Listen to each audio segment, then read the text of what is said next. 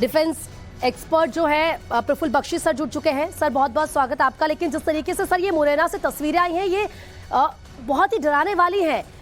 किस तरीके से बड़ा हादसा हो जाता है। और सर सबसे बड़ी बात कि ये दोनों लड़ाकू विमान है।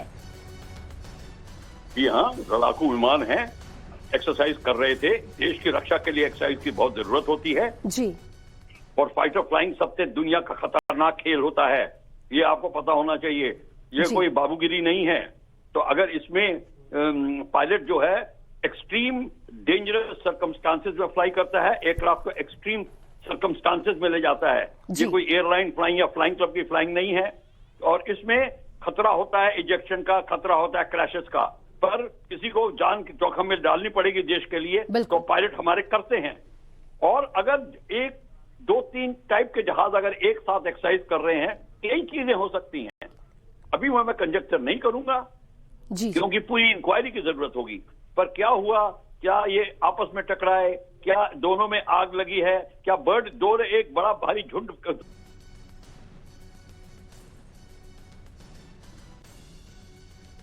सर आप तक आवाज आ रही है? सबसे पहले तो मैं भगवान से ये प्रार्थना करता हूं कि दोनों जो पायलट हैं वो सेफ एंड साउंड हैं।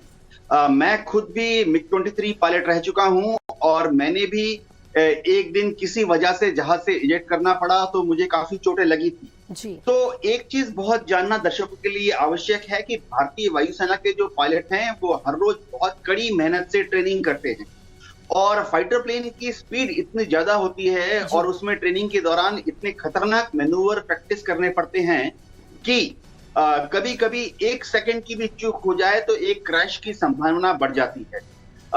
ये भी कई बार हो जी।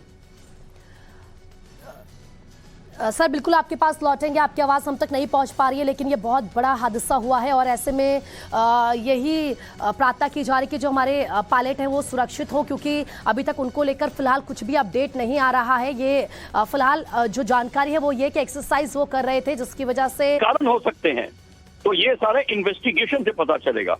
बिना इन्वेस्टिगेशन के आप नहीं बता सकते कि कहां पे हुआ है।